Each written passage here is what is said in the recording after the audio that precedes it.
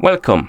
In front of me I have Garmin Instinct E, and I'm gonna show you how to unpair this watch from the Android phone. First thing we need to do is to open the Garmin Connect application on the phone that is paired with our watch. So let's open the app. In the application you should see the home page.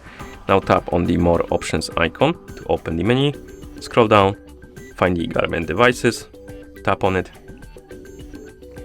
And here you should see your Instinct E watch on the list.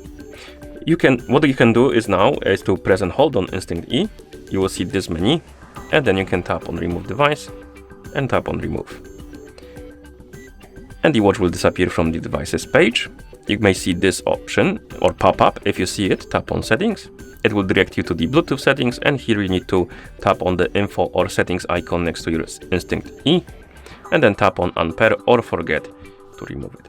And once you're done, you can close the settings, or rather the app and settings, and that's how you unpair this watch from the Android phone.